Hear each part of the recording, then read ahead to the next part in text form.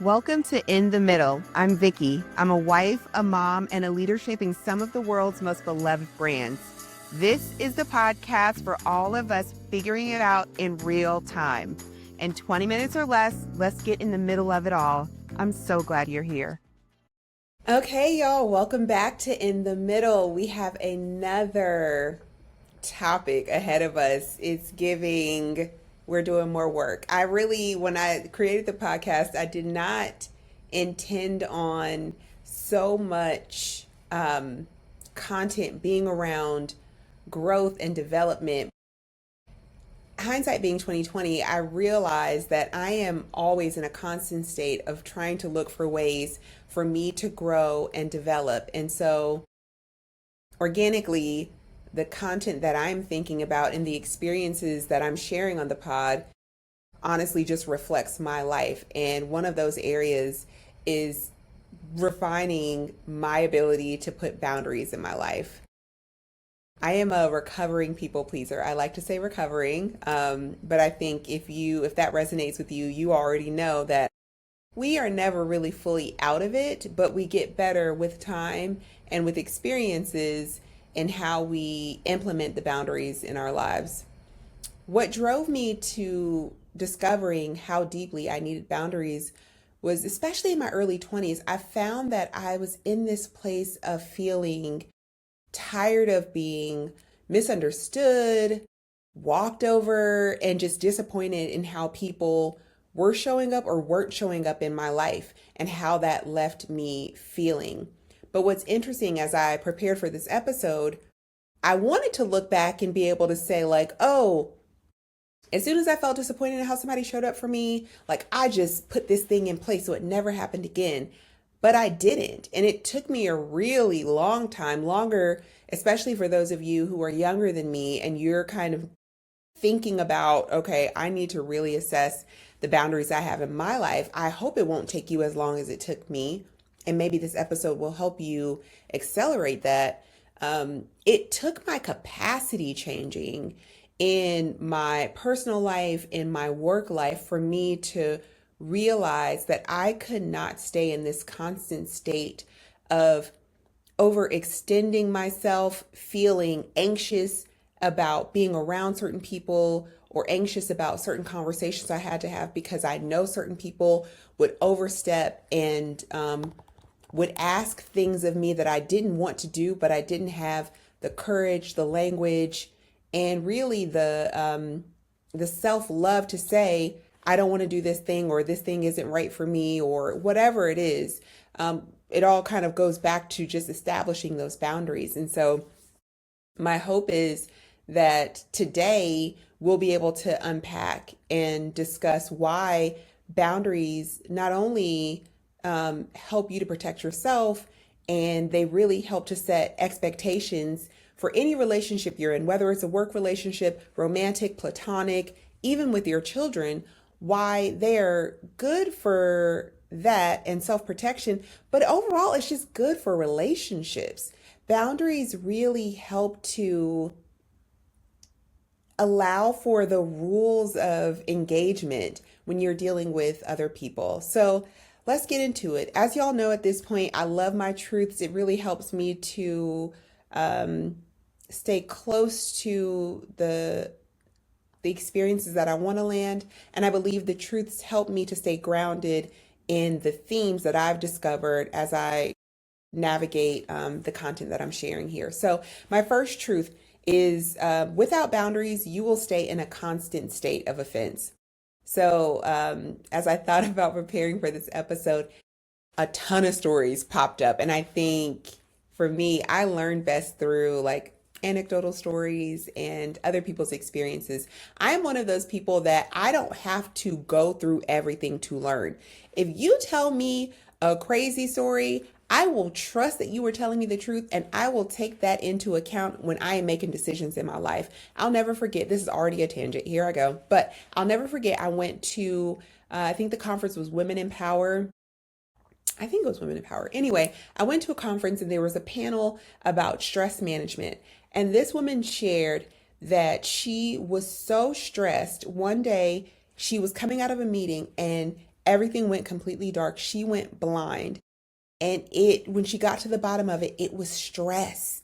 And I was like, oh my gosh, like I never want to be that. And I took that story to heart and I got really intentional about managing my stress, managing my overwhelm. If you listened a few episodes ago, I talked about burnout.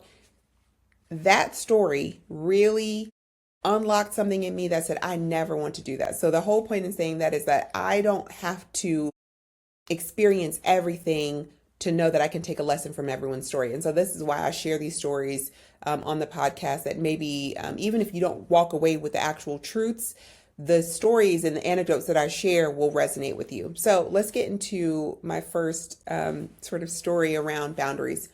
So early in my 20s, I had this hairstylist who was always late.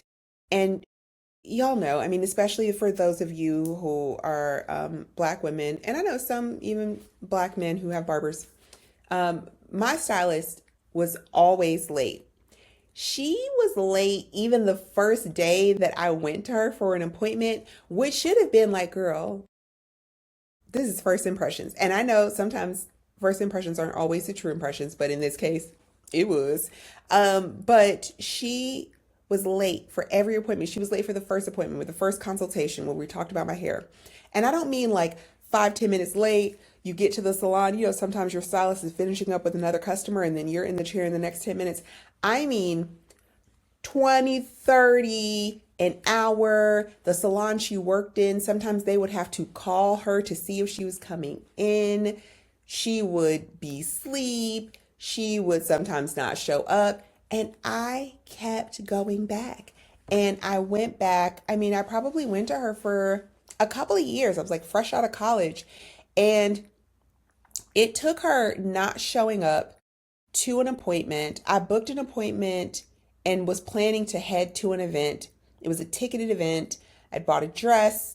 I had already gotten my makeup done. The last thing I needed to do was hair, which is it. Like I mean, y'all, I was young, so it is really crazy. And that was real poor planning on my behalf. But that was the plan. I already had my dress on, everything. I looked fantastic. Face was beat to the gods. And she just needed to do just a nice little updo. Y'all know she didn't show up. She didn't show up. I called, the salon people called, and she didn't show up. And she never called or texted to apologize. And for me, that was like the straw, which thank the Lord, like enough is enough. But that was the straw for me. But what's interesting, as I was preparing for this episode, I realized that I didn't reach back out to her. I didn't call and say like, "Hey girl, what happened to you?" Or you really like I couldn't go to the event. Like so the ticket was of course no refunds on the ticket. I literally could not go to the event.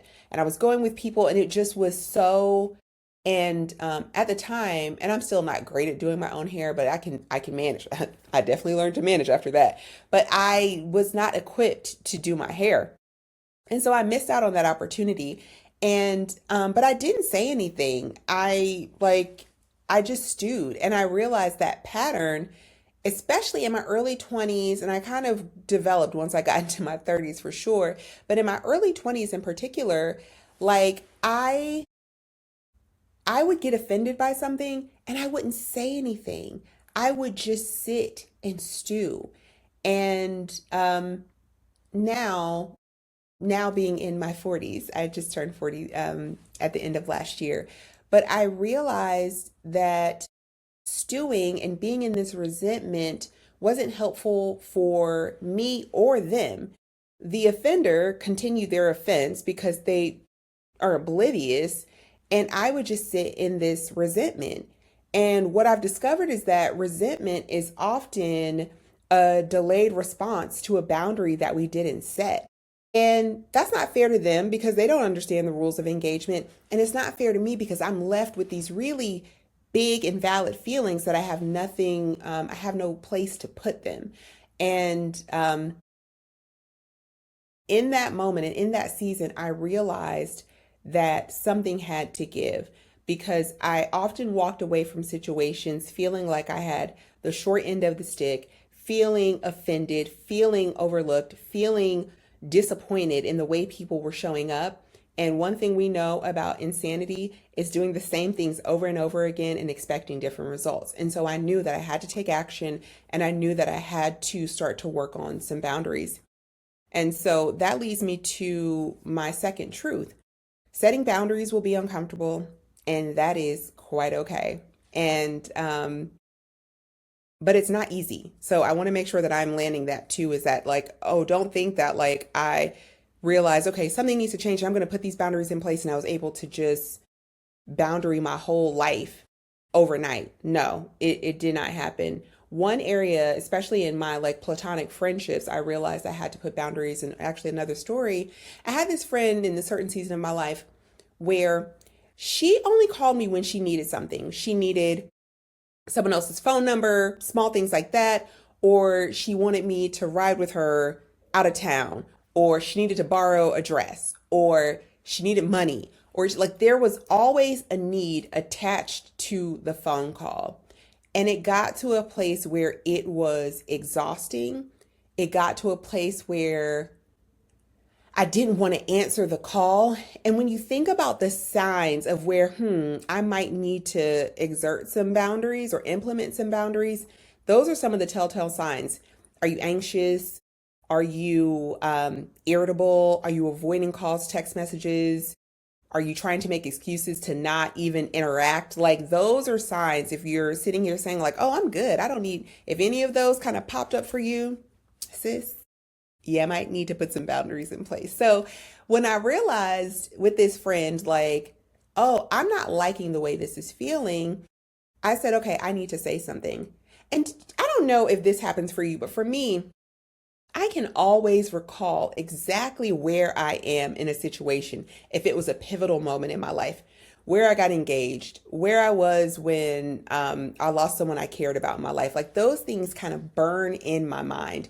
In the same way, I remember being at my parents' house, again, fresh out of college, and she called. It was pretty late at night, and she was calling about she wanted to see, it was just something very like, first of all, you didn't have to call this late about this thing. This wasn't an emergency.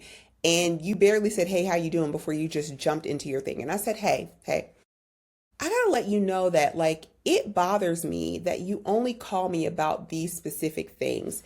And I sort of laid out similar things that I just laid out for y'all. And I know that you want to believe that like she was like, oh my God, I am so sorry. I had no idea I was showing up like that. No, that did not happen. What did she do? Of course, she gaslit me and was like, what? That's not true. We always do this. Da, da, da, da, da, da, da, da.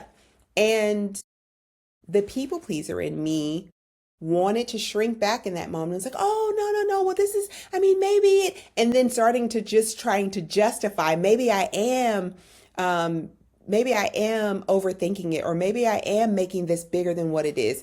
But I had to dig my heels in. There was this still small voice that was like, no, your feelings are valid. This is your lived experience. You have to stick to your guns. Like, no, this is what's happening. This is my experience. And really, in that phone call, we left that conversation agreeing to disagree. And over time, it was a bit awkward, and the phone calls slowed down a bit. And I realized that like, oh, I may be shifting this friendship, or I may be losing this sort of friendship because of this conversation. But what eventually happened is she started to come back around. I think she had to realize like, oh, she's serious about this thing. Like I have to at least, and I could tell, which I appreciate now, it was almost like a new muscle she had to develop. So she'd get on the call and say like, hey girl, how are you doing? And she would ask about specific things. Like, I mean, she could have even had like a written list of things she needed to check off before she asked for a thing. And there were a few phone calls where she didn't ask me for anything. And it sort of rebuilt that trust and our new approach to our friendship. And over time, it did get better and there was way more balance. And so I am proud of baby Vykky, who's able to, and that's one of the very first times that I can go back and identify where I actually put my foot down and I put boundaries in place. And what I realized in this is that, like, she could have just been like, you're tripping. I'm not like that. And she could have walked away. And I would have had to accept that if I wanted to really see something different out of that relationship. And what I want to encourage you to be prepared for is that people who benefited from your lack of boundaries, they may resist a new version of you. And if you are a recovering people pleaser like me, you have to commit to yourself that you are going to stick to the boundaries that you are putting in place. It is so easy for us to want to shrink back, to want to bend to the things that will make the whole situation feel a lot more comfortable. But what I know to be true is it is comfortable in the moment, but you will lose so much sleep and you will be so resentful that you didn't stand up for yourself and you didn't defend yourself. And that is something that I am very proud of myself now, because another thing I know to be true is the more you put boundaries in place, the more you get the reps of defending yourself, the easier it will be. And you won't have as much anxiety and you won't need to run the lines of having the hard conversation. It will just start to be like an organic and easier thing for you to do. I don't think it's ever easy to have a hard conversation, but the more you do it, the easier it is. What I know to be true is boundaries will either reveal those who respect your limits or those who only really respected your availability. And candidly, the faster you can get to that realization, the faster you can properly position people in your lives. You are not responsible for managing other people's emotions. That is their job. You are responsible for you. And it is so hard to look yourself in the mirror every day, and I'm speaking from personal experience, when you know that you didn't stand up for yourself or you had to bend in a way that didn't feel good. And the relationship with yourself is going to always be the most important relationship you have. And so if you can't show up for yourself, you can't expect someone else to show up for you. So if you're looking for practical ways that you can put some boundaries in place, and these are small things that you can do today, especially for those of you who are who struggle with confrontation, who struggle with boundaries, who struggle with not people pleasing. Here are some small things that you can do today if we want to sort of just baby step this thing in. So saying no with no explanation, with no long explanation, right? I heard something a few years ago that just always stays with me.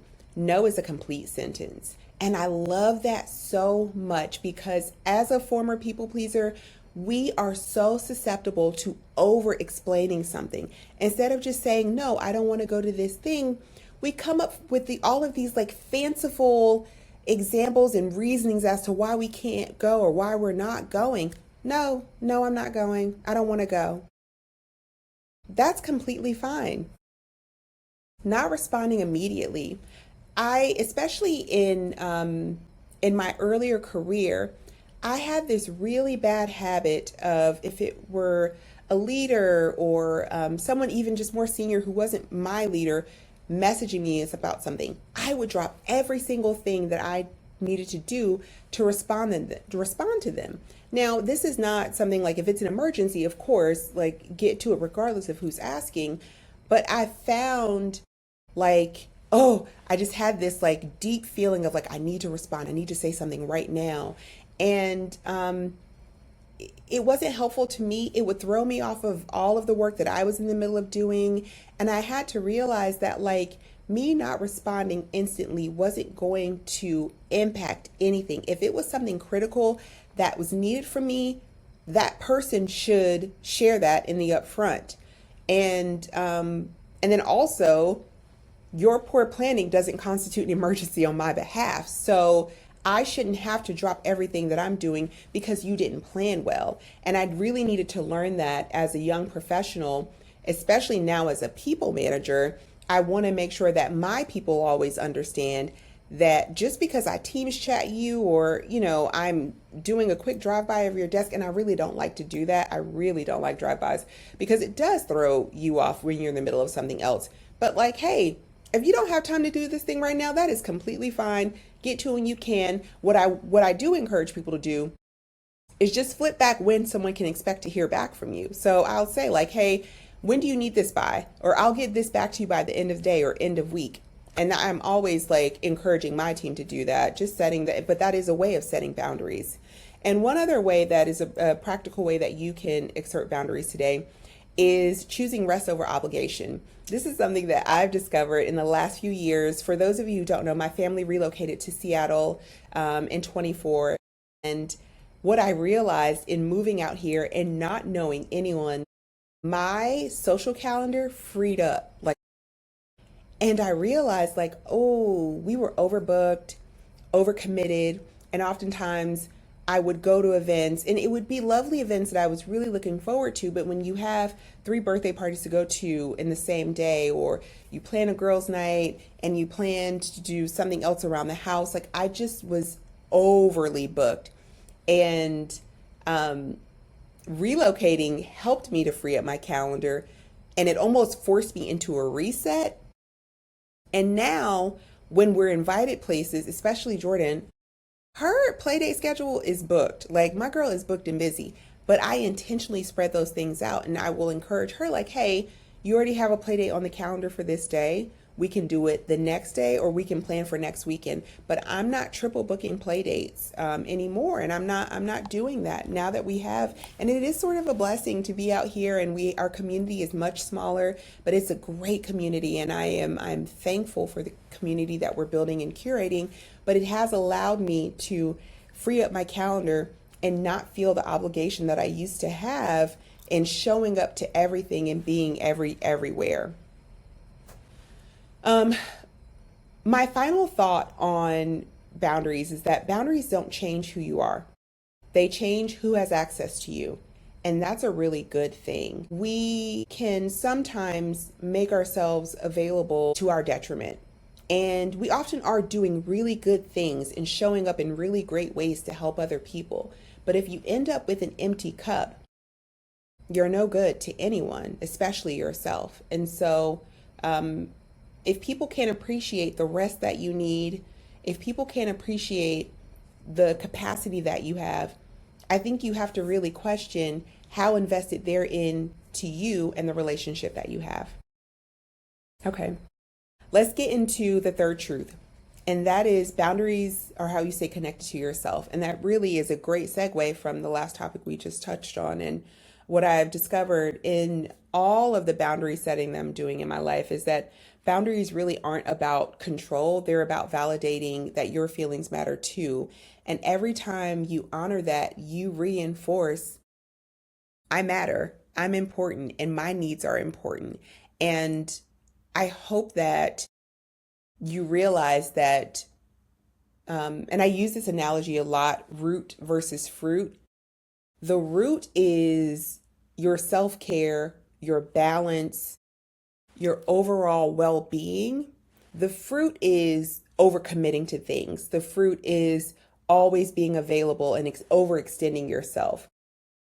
And you can do those little things and they can slowly chip away, and you won't even maybe realize how much you are putting yourself in a deficit until you are completely burnt out, or until you are completely resentful and you're mad at somebody about a boundary you never communicated.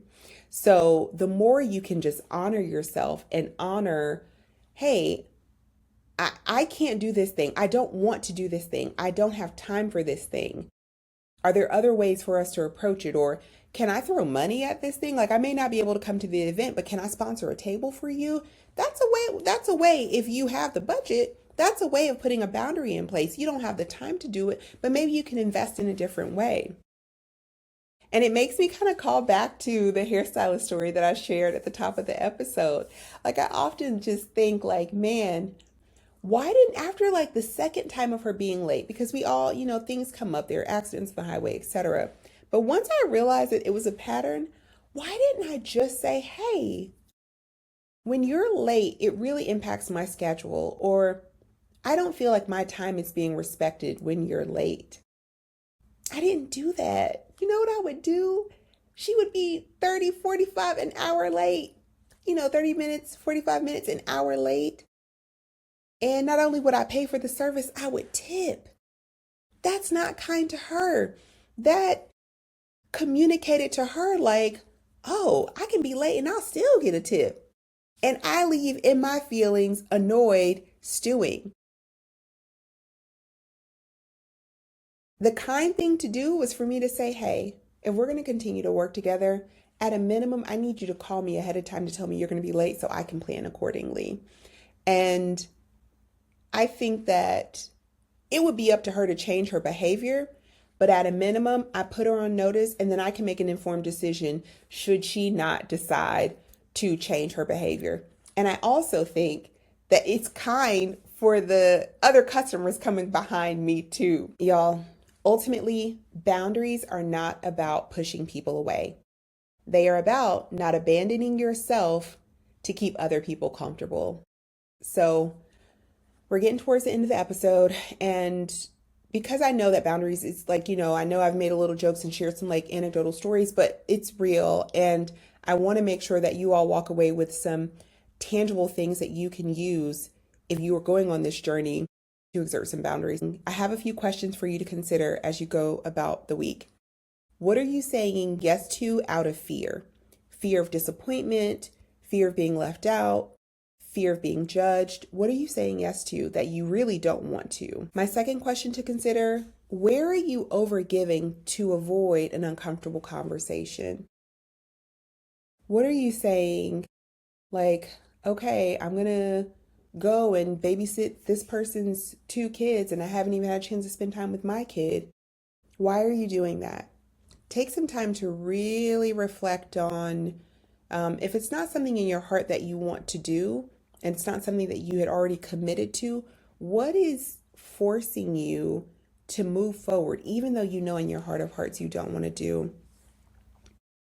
And my last question, and this is one that you really need to take action on, if boundaries is something that you're struggling with, but you know you need to do, what is that one area where you can establish boundaries? And then dream a little bit about what it looks like to be on the other side of it. When you see that vision of, oh, I get more rest. Oh, I'm able to protect my budget more. I'm able to protect my time more. I'm able to have healthier relationships with my friends because they know where I stand on a specific topic. When you can visualize that, hang on to that vision, because that is going to be the thing that you need to fuel you through that uncomfortable conversation. So let's recap our 3 truths for today. Our first truth, without boundaries, you'll stay in a constant state of offense. Truth number 2, setting boundaries will make some people uncomfortable. That is okay.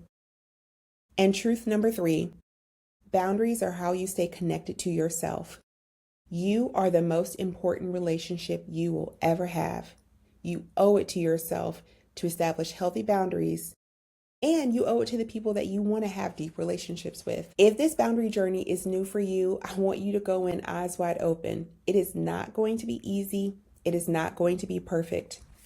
I'm 20 years into establishing boundaries, and I still slip back into my old ways occasionally. Like I said at the top of this episode, us recovering people pleasers, it's kind of like it's a weaving path. It's not this stair-step approach. There are moments where it's because it's who we are naturally inclined to be. We want to make people happy, but it can't be at the detriment of ourselves. You're allowed to learn in real time. You are. This is a growth opportunity. It's a growth journey. And I pray that the people in your life that you're establishing boundaries with will have enough love and respect and appreciation for you and your relationship that they will honor that and they will work through that with you. Okay, friends, that's all I have for today. I hope that this episode has helped you as you go on your boundary journey. And I want to hear from y'all. Send me an email inthemiddle@lifewithvykky.com. I'm looking for episode ideas. I have like a mailbag episode coming up soon. So if you have ideas, I want to hear how boundaries are going for you or any other topics that we've discussed so far on the pod. I want to hear from you. Thanks so much. I'll see you next week. Thanks for listening to In the Middle. If this episode resonated with you, share it with a friend and click subscribe so you never miss an honest conversation about life in the middle. I'll see you next time.